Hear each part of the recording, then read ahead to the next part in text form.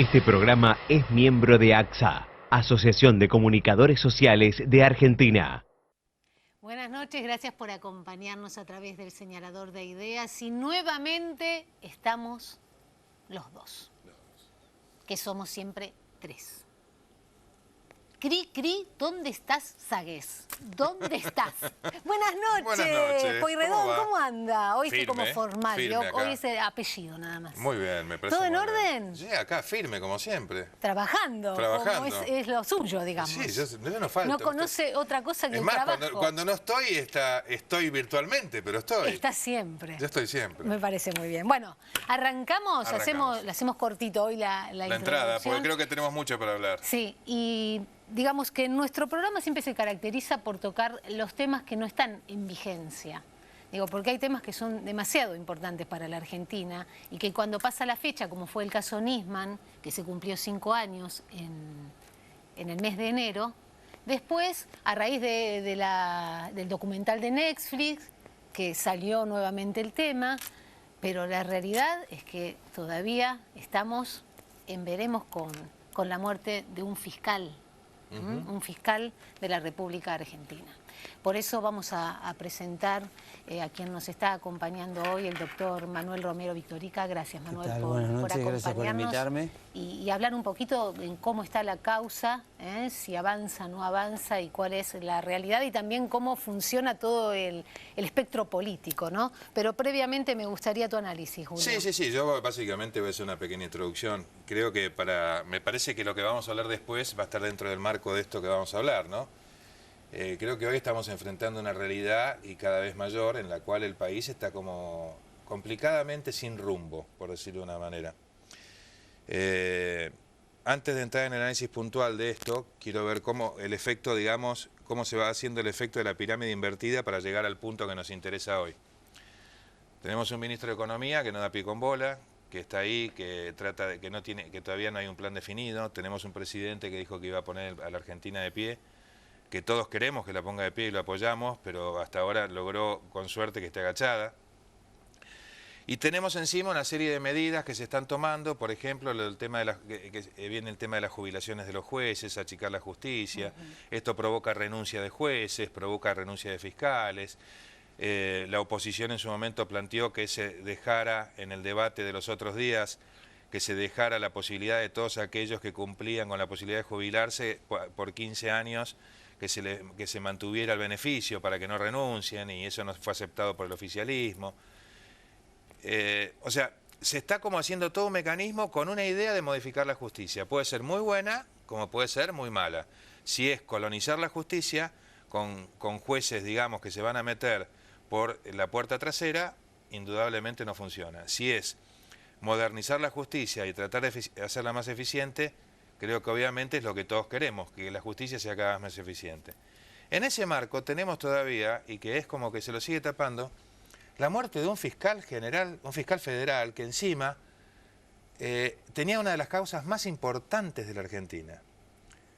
Como bien dijo Karina, pasaron ya muchos años desde su muerte y siguen hablando y dándole vuelta y siguen trabando las cosas y siguen saliendo cosas y documentos. Y ahora encima están tratando de reabrir una serie de instancias como para seguir postergando y postergando la definición de la muerte de un fiscal. Con todos los que se nos están yendo, encima cuando nos matan a uno, seguimos dilatando y demorando la investigación. Por eso quiero que acá alguien que conoce la causa mejor que nadie, sí, que nos está acompañando, además, al margen de que además es un gran amigo, pero sobre todo en este caso es un excelente profesional y además conoce excelentemente bien el expediente, él nos va a poder contar un poco su visión. Y aparte me gustaría también la visión de lo que se dice, qué es verdad, y de lo que se dice, qué es lo que se oculta también, ¿no? Manuel, que lo hemos charlado. Sí, perdón, Julia. Digo, la asunción de un gobierno donde en un primer momento salieron con el cuestionamiento de la Gendarmería, la ministra de Seguridad, y luego mágicamente se llamaron a silencio. Es como que ese tema no hay que tratarlo. Yo creo que para entender la actualidad de la investigación del caso Nisman tenemos que analizarlo desde tres puntos de vista distintos. Primero, no olvidarnos el contexto, que es lo más importante. Segundo, los tiempos en los que estamos viviendo. Y tercero, ¿a quién denunció Nisman? Totalmente. Porque voy a empezar por el final, porque me divirtió. Nisman denunció, ni más ni menos, en enero del 2015, por eso hace 5 años ya de su asesinato. Yo digo asesinato porque no tengo ninguna duda, por más que ya hace 1 año y pico largo que no estoy en la causa. Yo me fui en diciembre del 2018, cuando la doctora Arroyo Salgado, que fue quien nos contrató al estudio que integraba, para que actuemos en representación de sus hijas y de ella también, porque ejercía la patria potestad de la menor, ¿no? De Cala. Pero más allá de eso, lo importante es, cuando uno investiga un delito penal, todos aquellos que empezamos por la justicia, la mayoría de los abogados penalistas tenemos un pasado en la justicia, es raro. Hay algunos que no, pero la mayoría, hasta que se recibió, estuvo en la justicia. Mi caso. Con lo cual estuvimos 7, 8 años, desde los 18, yo entré a los 18 años a la justicia. Y lo primero que te enseñaban los maestros, porque antes había maestros. Antes eran maestros, tal cual. Antes el prosecretario era tu maestro, te enseñaba todo, desde coser el expediente hasta tomar la declaración y qué preguntarle al testigo. Hoy no hay tiempo de enseñar a los chicos y lamentablemente se nota. Se nota. Están los que se hacen como pueden, están los que tienen sus propias capacidades y los ves que son buenos, y están los otros pobrecitos que no saben para dónde arrancar. Sí. Pero, y no tienen el mentor. Y no tienen el mentor porque el mentor no tiene, porque está tapado de expedientes. Claro. Vos vas hoy a un juzgado federal y no entran 3. No entra el testigo, el abogado, porque está lleno de cajas. Claro. No hay lugar, no hay lugar físico. Pero sin irme del tema, Nisman denuncia. ¿A quién denuncia Nisman? Nisman no denuncia, como lo habrá hecho todo el resto de su carrera como fiscal, a una empresa, a algún funcionario puntual que cometió algún desfalco. No, Nisman era el fiscal antiterrorista de nuestro país. Exacto. Había sido designado para investigar el atentado terrorista más importante que ocurrió en nuestro país, el atentado de la AMIA. Tal cual. Que dejó 85 muertos. Bien, mal, regular, cada uno se podrá parar donde quiera. Él es el que lo estaba investigando. Y lo cierto es que en el expediente consta, y yo voy a hablar solamente de lo que consta en el expediente. Hoy ya podría opinar, pero puede ser que la opinión la guarde para el final, y trato de no opinar porque no necesito opinar, porque lo mío es más información que opinión. En el expediente consta que en un momento dado el gobierno nacional le dio instrucciones a quienes estaban investigando, llámese el fiscal federal Alberto Nisman, y a su mano derecha, que era un agente de inteligencia que se llama Jaime Estiuso o Antonio Estiuso, que no debían investigar más la pista iraní. ¿Por qué? Porque se estaba firmando el memorándum de entendimiento con Irán. El famoso memorándum, sí.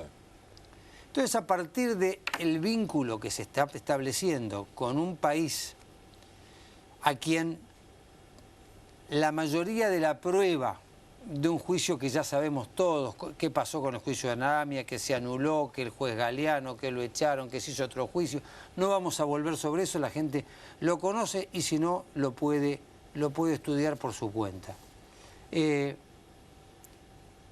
Un día el fiscal Nisman decide cortar sus vacaciones, volverse, dejar a su hija en un aeropuerto de un país extranjero y apurarse con la presentación de una gravísima denuncia, donde involucra a quien en el momento era la presidente, por más que a ella le gusta decir presidenta, de la nación. Y no solamente a ella, sino también a todo un grupo vinculado o cercano al gobierno nacional. Entre ellos, ni más ni menos que su canciller, que era el que estaba interviniendo con toda la vinculación con las autoridades de ese país. La idea era firmar un tratado, no queda muy bien claro, si granos, aparecen todo tipo de especulaciones que aparecen también en la causa, desde uranio líquido, planta de tratamiento para uranio, simplemente comercialización de productos, vínculo con Venezuela, Irán, que había iniciado el presidente Chávez. Lindos aliados, de paso, ¿no? Presidente Chávez, eran los aliados que tenía nuestro país en aquel momento. Tal cual, tal cual. Y lo cierto es que un día un fiscal aparece por televisión a dos voces y dice... El miércoles anterior. El miércoles 14, para ser más exacto. Yo, por suerte, para esas cosas tengo buena memoria. Aparte, lo he leído tantas veces y lo he dicho tantas veces, que se presenta en el programa de Edgardo Alfano. Y los argentinos nos desayunamos con que cuanto menos habría un encubrimiento de las... que denuncia un fiscal federal antiterrorista, ¿no? Tal cual. Que habría un encubrimiento de la Presidenta de la Nación y de autoridades vinculadas al Gobierno Nacional con el país que está siendo investigado por el atentado a la AMIA. Él dice, ha habido una alianza con los terroristas. Me acuerdo la frase y la cara la tengo en mis retinas. Punto. No hace falta que sigamos más. No. Y además tengo pruebas sobradas de eso. Bueno, eso fue ponerse la mira telescópica, en el medio digamos, de la frente. en el medio de la frente. Como apareció en una revista que después no se pudo determinar demasiado, no está demasiado claro qué pasó, que no era, cómo apareció, pero lo cierto es que él se dictó su sentencia de muerte. ¿Por qué? Porque dijo que tenía las pruebas. Claro. Y cuando las presentó una parte y dijo que iba en el día lunes en el Congreso, iba a explicarle a la sociedad porque, a ver, la denuncia no era una denuncia penal, simplemente. ¿Cómo puede hacer cualquiera de nosotros? Obvio. Ciudadano, abogado, no abogado. Estaba haciendo una denuncia que tenía una trascendencia no solamente judicial, sino política, social, institucional, nacional e internacional.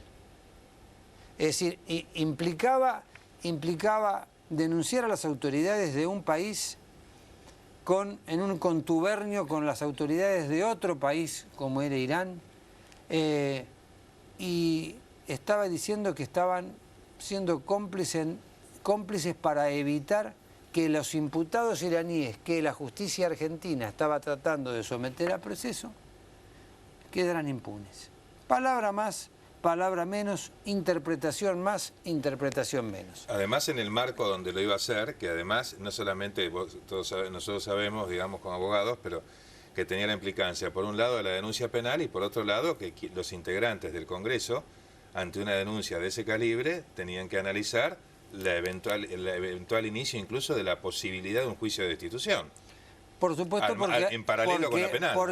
Porque se había hecho una ley al respecto. Correcto. Que después se declaró que era inconstitucional posteriormente, la Cámara de Casación.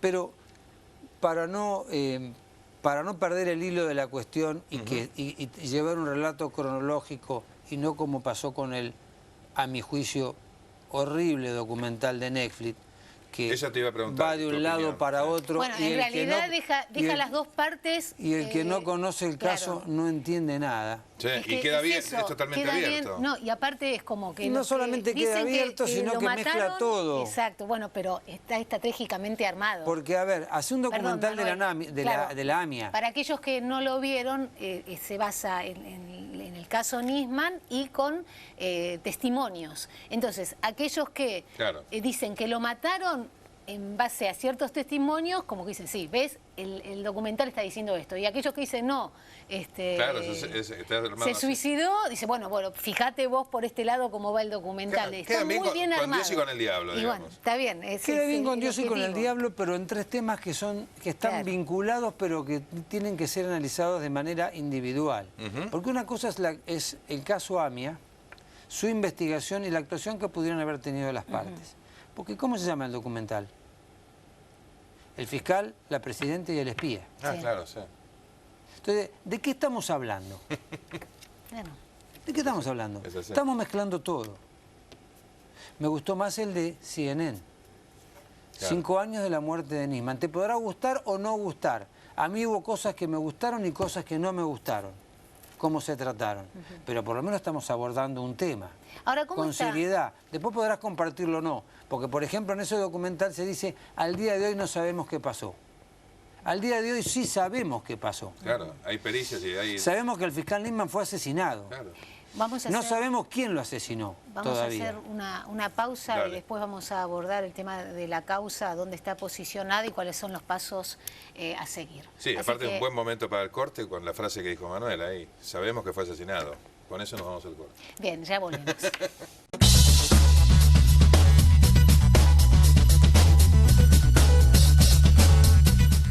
CITAP, excelencia en servicios de salud. CITAP, líder en internación y cuidados domiciliarios. Neonatología, pediatría y adultos. Avenida Pueyrredón 480, tercero 16, 4867-7400.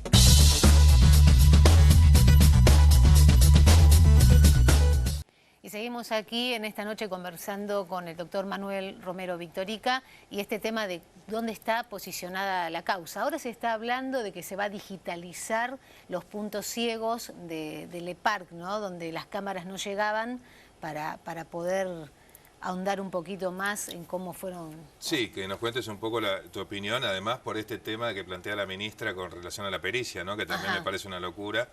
Pero bueno, me gustaría conocer en todo esto, desde estos aspectos, vos que lo leíste, que sabés, y aparte has tenido acceso a las pericias concretas, reales y serias que se hicieron, incluso por la querella y por todos lados, nos gustaría ver tu visión en este sentido también, ¿no? Mira, lo primero que me nace decirte es explicarle a la gente cómo se hace una pericia. Todo el mundo habla de la pericia de gendarmería. No existe la pericia de gendarmería. Existe la pericia judicial que ordena un fiscal que ya la había ordenado la doctora Palmagini cuando la causa todavía no estaba en la justicia federal y ella había retomado la investigación que le saca a la fiscal Fein. No la vamos a adjetivar, total, ya ha sido suficientemente adjetivada.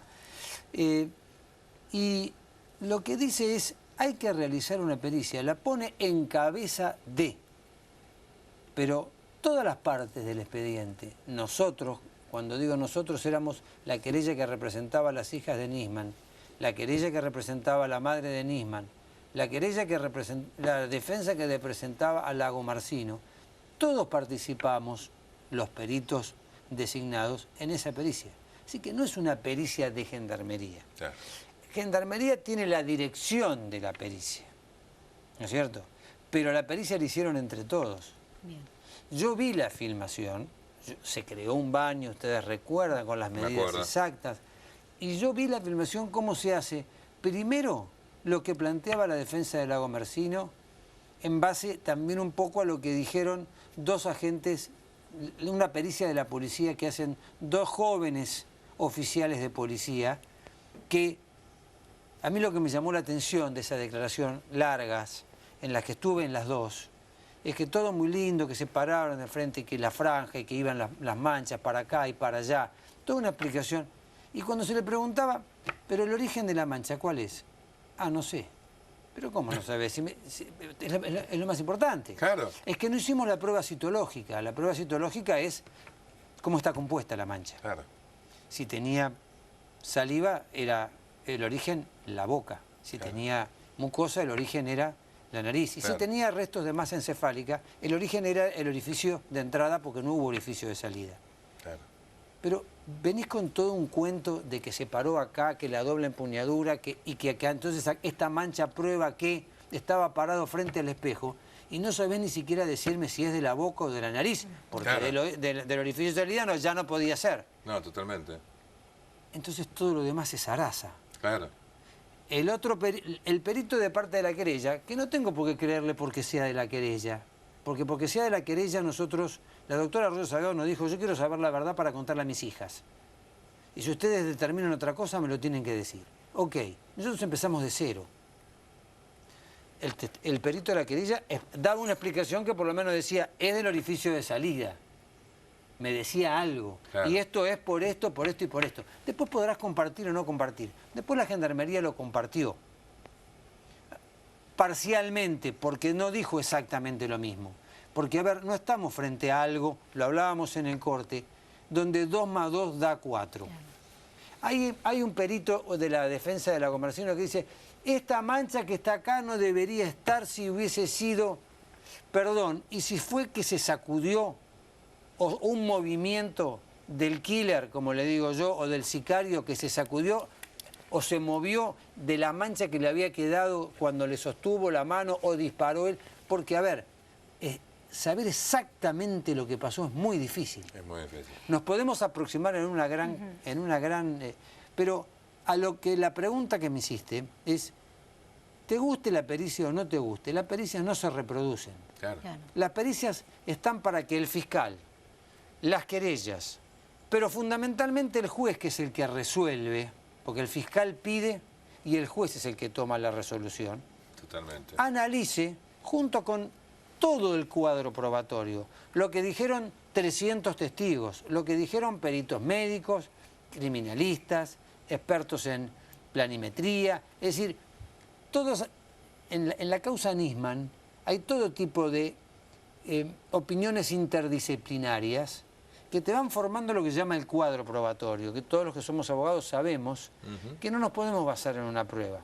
No, hay que llamarlo a Noble para que diga, y si Noble viene, dice, cambia todo. No, pará.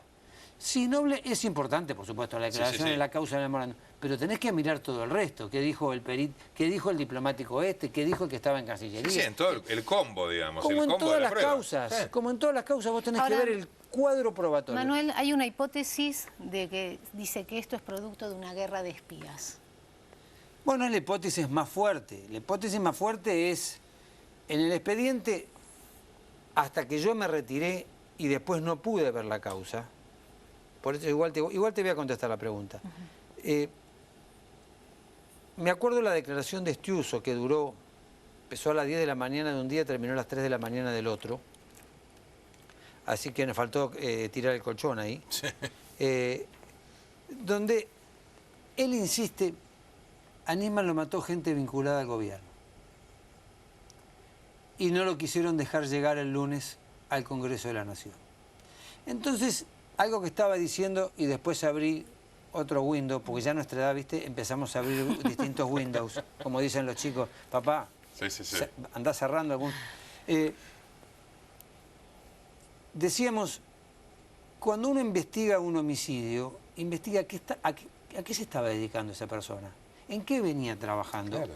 A dónde centraba su ocupación en las últimas 48, 72 horas.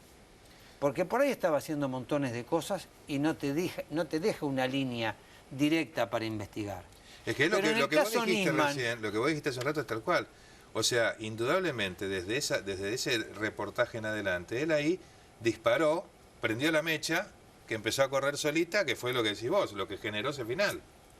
Y además, ¿cómo siguió? Porque yo estuve en 2 audiencias con la mano derecha del fiscal Nisman, que es la doctora Soledad Castro. Y además me he encontrado con ella posteriormente en algunas oportunidades de pura casualidad, y siempre sostuvo lo mismo.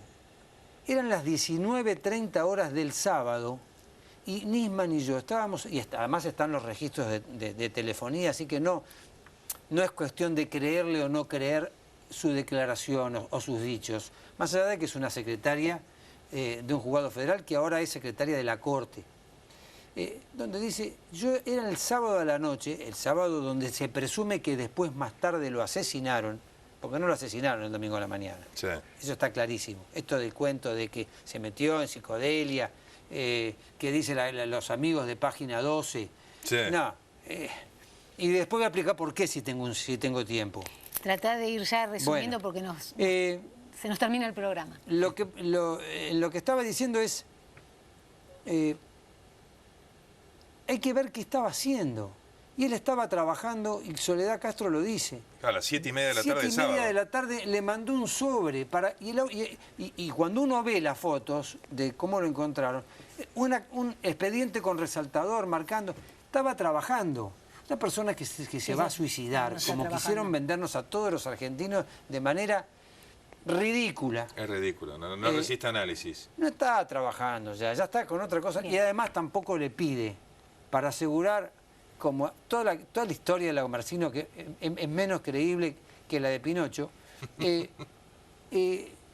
vos vas a asegurar tu seguridad pidiendo una pistola calibre 22. No, sí, totalmente. Y si cualquiera que conoce un poquitito de armas, y se lo vas a pedir a tu asesor informático, con quien tenés una cuenta, lo vas a hacer venir y decirle que por favor te la dé para defender a tus hijas cuando tus hijas están en Europa. Bien. Que además miente, porque dice, él me llamó cuando estaba en la pileta y después se determinó que hubo un WhatsApp donde el primero que se comunica es Lagomarsino. Entonces, todo apunta a que Nisman ha sido asesinado, que eso es lo que quiero volver a decir como quedamos en el corte anterior. Entonces, cerramos el primer capítulo. La causa no ha avanzado demasiado en el último tiempo. Se está investigando lo más difícil, que es quién lo mató. Hay que mirar imágenes, hay que entrecruzar datos. Está el tema de los servicios de inteligencia, eso no es fácil. Hay diversidad de teléfonos, ya sabés cómo se manejan. O sea, no es que... Se están analizando, creo, el tuyo es tuyo, el mío es mío, y es muy fácil de analizar. Obvio. Analizar el teléfono de un señor de inteligencia de alto rango, tenía 10. Tenía 10, es imposible. Manuel, nos quedamos sin tiempo. Bueno. Gracias, vamos a tener que hacer otro programa. Un tercer programa. La realidad es que la única certeza de la causa Nisman es que el fiscal está muerto. Está muerto y es la única certeza que hay con en esta causa. lo que dice Manuel. Y incluso, bueno, quedará para otro programa que me pareció muy interesante, que le hemos charlado en algún momento, hasta cómo fue la forma del disparo, que tampoco resiste análisis pensar de que en un suicidio, pero bueno, quedará para otro programa charlarlo eso. Bueno, muchísimas gracias por invitarnos. Nos tenemos que ir, ¿no? Nos despedimos, gracias por habernos acompañado y espero que hayan disfrutado de este análisis de la causa de Alberto Nisman. Hasta nuestro próximo encuentro.